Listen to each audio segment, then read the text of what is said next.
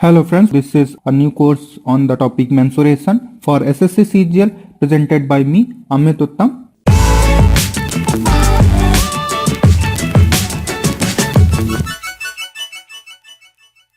So in this chapter, mensuration ये advance mathematics में SSC CGL के एडवांस मैथमेटिक्स में पोर्शन में पूछा जाता है और यहाँ पे इसके क्वेश्चन टीयर 1 में भी या टीयर 2 में मैक्सिमम क्वेश्चन टीयर 2 में आते हैं।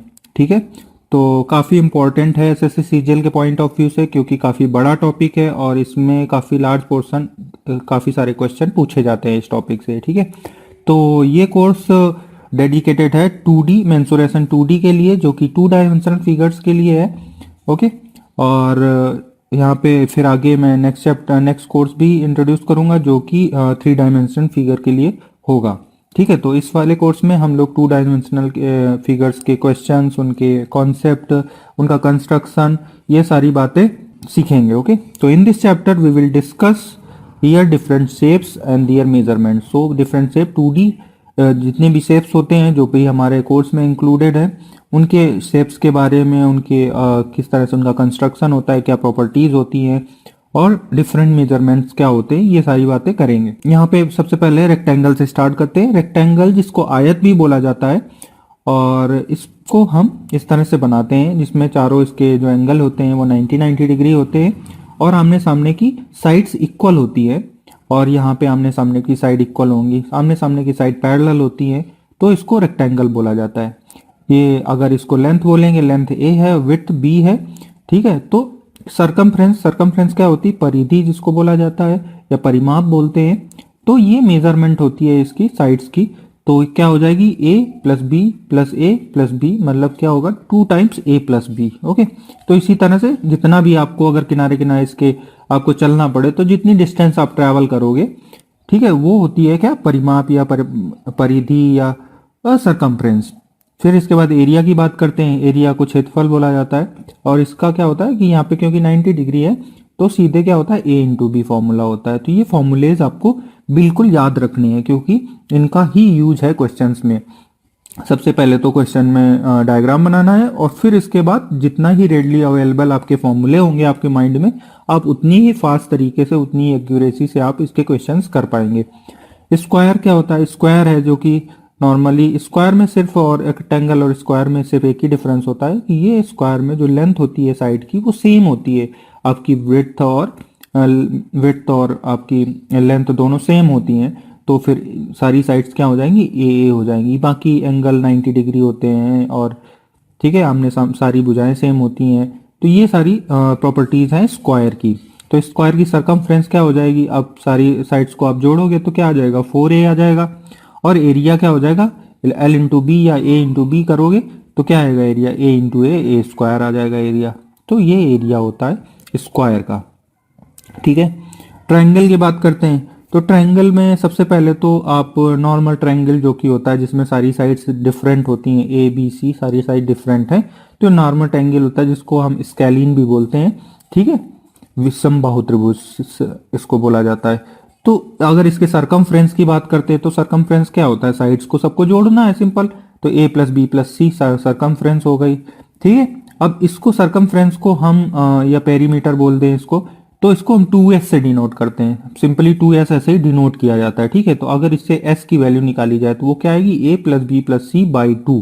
ठीक है, ये क्या है? सेमी पेरीमीटर एक वर्ड होता है जिसको हम यूज करते हैं और इसको s से डिनोट किया जाता है। तो इसको a plus B plus C by 2, कभी कभी क्वेश्चन में ऐसे दिया होगा कि सेमी पेरीमीटर ये है, तो आप क्या रिफर करोगे कि a plus B plus C by 2 की वैल्यू दी हुई है। ओके, तो ये तो हुई बात पेरीमीटर की। अब इसके बाद एरिया की बात करते हैं। तो एरिया का सिंपल फॉर्मूला क्या होता है ट्रायंगल के लिए कि आपका base into height 1/2 into base into height. ठीक है, तो आपको जो बेस आप ले रहे हो उसी की हाइट आपको वर्टेक्स से लेनी होगी। ठीक है, उससे वर्टेक्स की जो हाइट होती है वो लेनी पड़ेगी और 1/2 होता है। 1/2 half into base into height. Okay, तो ये फॉर्मूला हो गया आपका एरिया का, जो कि सबसे बेसिक फॉर्मूला है। फिर इसके बाद स्केलिन ट्रायंगल के लिए या फिर कोई भी ट्रायंगल के लिए ये फॉर्मूला वैलिड होगा, सेकेंड वाला, और ऊपर वाला भी वैलिड होगा। तो सेकेंड वाला फॉर्मूला क्या है? जो हमने एस कैलकुलेट किया है, तो उस s को यूज करेंगे तो क्या होता है formula under root S into S minus A into S minus B into S minus C. तो ये फॉर्मूला होता है, यहाँ से भी आप इसका एरिया निकाल सकते हैं जब आपको हाइट नहीं पता होती है, तब हमको इस फॉर्मूले का यूज करना बहुत बहुत एसेंशियल हो जाता है। इसके बाद राइट एंगल ट्रायंगल। अब ट्रायंगल में स्पेसिफिकेशन मतलब कुछ ट्रायंगल स्पेसिफाइड ट्रायंगल्स के बारे में बात करते हैं। तो जैसे राइट एंगल ट्रायंगल जिसको समकोण त्रिभुज बोलते हैं, इसका क्या मतलब है कि एक कोण 90 डिग्री होगा ही होगा। तो जब ये 90 डिग्री होगा तो ये बेस हो जाएगा और ये इसका क्या हो जाएगा, हाइट हो जाएगी या परपेंडिकुलर इसी को बोलते हैं। तो सिंपल है। सरकमफ्रेंस की अगर हम बात करें तो सीधे तीनों साइड्स को जोड़ना पड़ेगा। तो इनके जो भी नाम हम लिखे हैं, ABC लिखा है या BHD लिखा हुआ है, तो उनको जोड़ देंगे B plus H plus D, तो ये आ जाएगा आपका सरकमफ्रेंस। फिर इसके बाद एरिया की बात करें तो इसमें हमको क्योंकि परपेंडिकुलर भी पता है और बेस भी पता है, तो सीधे वही फॉर्मूला लगाएंगे 1/2 बेस इंटू हाइट। तो क्या होगा 1/2 B इंटू H। अब इसके बाद एक चीज और है जिसको बोलते हैं पाइथागोरस थ्योरम। तो पाइथागोरस थ्योरम के अकॉर्डिंग क्या होता है कि किसी भी समकोण त्रिभुज में, किसी भी राइट एंगल ट्रायंगल में क्या होता है कि h square plus B square equal to D square. ठीक है, तो इससे d की वैल्यू हम कैलकुलेट कर सकते हैं under root B square plus H square. Simply कुछ नहीं है इसमें कि इनका सम जो होता है स्क्वायर्स का सम, ये थर्ड साइड के स्क्वायर के बराबर होता है। ठीक है, इसको बोलते हैं पाइथागोरस थ्योरम। नेक्स्ट देखते हैं इक्विलैटरल ट्रायंगल की बात करते हैं। इक्विलैटरल ट्रायंगल क्या है? तो इक्विलैटरल ट्रायंगल में आपकी साइड तीनों साइड इक्वल होती हैं। ठीक है, और तीनों साइड इक्वल होती हैं और इसके जो एंगल्स होते हैं वो 60 डिग्री होते हैं। तो यहाँ पे अगर हम पेरीमीटर की बात करें तो हम a प्लस ए तो 3a हो जाएगा पेरीमीटर। ठीक है, इसके बाद एरिया की बात करते हैं। तो एरिया क्या होता है, सीधे पहले भी हमको पता था कि बेस फॉर्मूला जो होता है 1/2 बेस इंटू हाइट। तो अगर बेस हमें a पता है और हाइट हमें किसी भी तरह से पता है तो हम ये फॉर्मूला यूज कर सकते हैं। अगर हाइट नहीं पता है तो दूसरा फॉर्मूला क्या होता है, √3/4 a स्क्वायर। ठीक है, √3/4 a स्क्वायर आपको याद कर लेना है, बहुत यूज होने वाला है ये फॉर्मूला। ठीक है, और यहाँ पे हाइट का वो निकालने का भी एक फॉर्मूला है, वो होता है अंडर √3/2 a।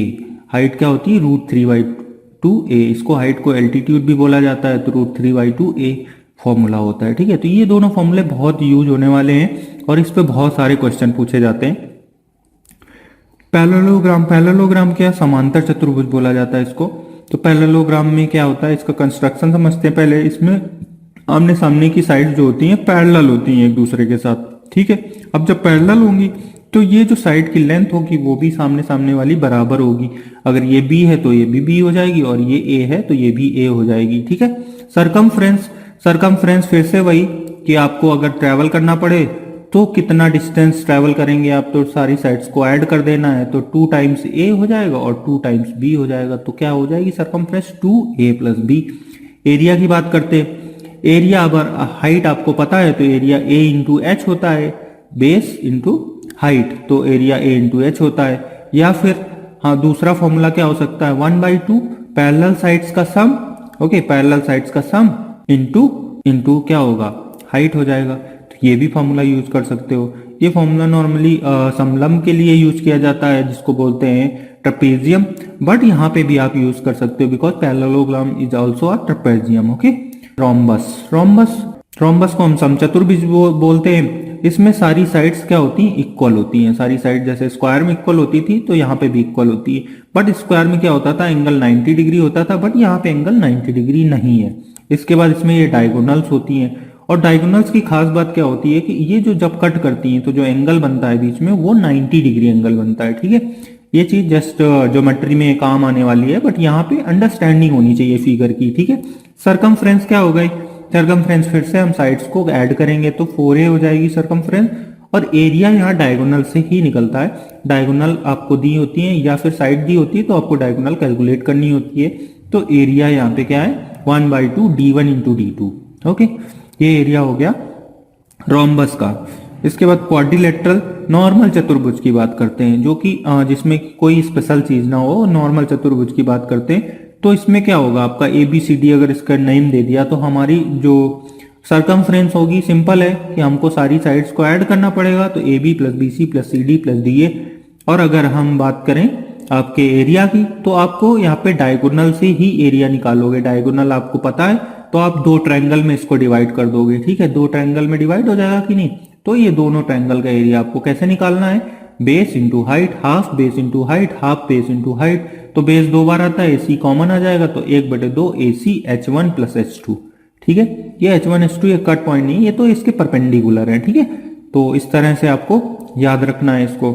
और इसी तरह से समझ समझ के थोड़ा रिलेट करके, कभी फॉर्मूला अगर भूल जाता है तो आपको डायग्राम से रिलेट करके अगर फॉर्मूला याद है तो आप वहां पे फॉर्मूला रिकॉल कर लोगे। ठीक है, इन केस कभी अब भूल जाता है, क्योंकि बहुत सारे फॉर्मूले यहाँ पे यूज होने वाले हैं इस चैप्टर में। ट्रेपेजियम की बात करते हैं, जिसको समलंब बोलते हैं। तो इसमें 2 पैरेलल साइड होती हैं और 2 नॉन पैरेलल साइड होती हैं। तो यहाँ पे आपको फिर से पेरीमीटर की बात की जाए तो सिंपल पेरीमीटर, तो साइड्स को ऐड करना पड़ेगा, तो AB plus BC plus CD plus DA।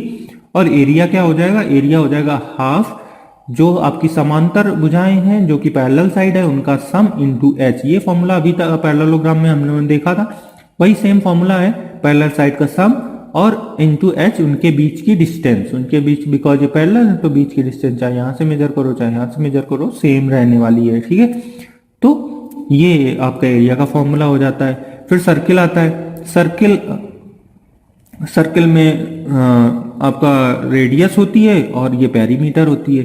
ठीक है, तो रेडियस और डायमीटर भी होता है, तो रेडियस का डबल कर दो तो डायमीटर हो जाएगा। ठीक है, तो अगर पूछा जाए डायमीटर क्या है सर्किल का, तो 2 टाइम्स r हो जाएगा, रेडियस का 2 टाइम्स हो जाएगा। सरकमफ्रेंस की बात करें तो फॉर्मूला क्या होता है, 2πr।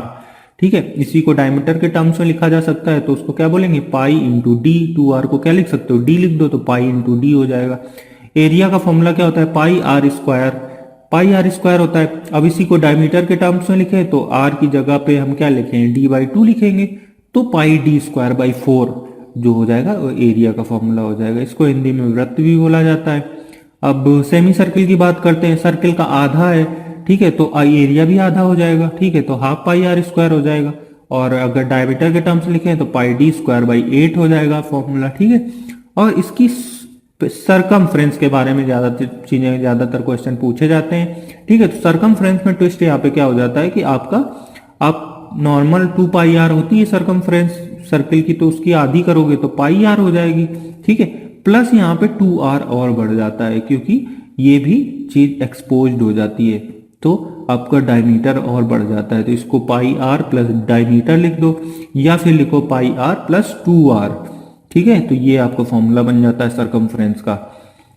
फिर रिंग की बात करते हैं। रिंग क्या है कि 2 सर्किल आपको रख दिए गए हैं। ठीक है, एक छोटा सर्किल एक बड़ा सर्किल, तो बस कुछ नहीं, उनके बीच का एरिया अगर आपसे पूछा जाता है तो उसको रिंग बोलते हैं। ठीक है, ये सर्कुलर पाथ या तो इसको बोलो।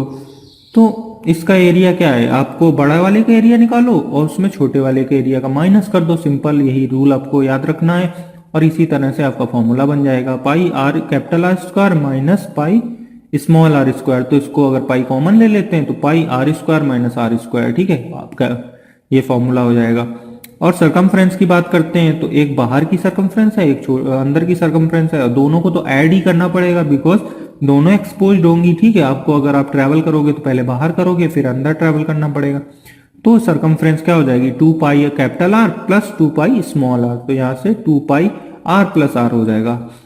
ओके, फिर इसके बाद सरकमफ्रेंस के बाद आता है सर्किल के रिंग के बाद सेक्टर आता है। ठीक है, तो सेक्टर में क्या है कि ये एक तरह से एक सर्किल का पार्ट होता है, जैसे कि थीटा एंगल पे जो पार्ट बचा उसको शेडेड पोर्शन का एरिया निकालना है। तो टोटल सर्किल का एरिया आपको पता है, और उसमें थीटा टोटल कितना होता है, 360 होता है, तो थीटा अपॉन 360 कर दो। थीटा डिग्री में होगा क्योंकि यहाँ डिग्री से डिवाइड किया है, तो बस सिंपल है फॉर्मूला। सर्किल का फॉर्मूला पता है तो आपको थीटा अपॉन 360 मल्टीप्लाई करना है। ऐसे सरकमफ्रेंस में भी यही करना है। ठीक है, सरकमफ्रेंस में क्या करना है, सिर्फ एल की वैल्यू निकालनी है, ये 2r की नहीं, एल की वैल्यू सिर्फ क्या होगी, थीटा अपॉन 360 इंटू 2πr। और फिर इस चीज की बात करते हैं लेसन में मैं इसको ऐड करूंगा। तो I think this is all for this lesson. Please rate review and recommend. और मैंने यहाँ पे सारे फॉर्मूले एक जगह पे रखने की कोशिश की है जिससे कि आपको रिवीजन में आसानी रहेगी। So thank you.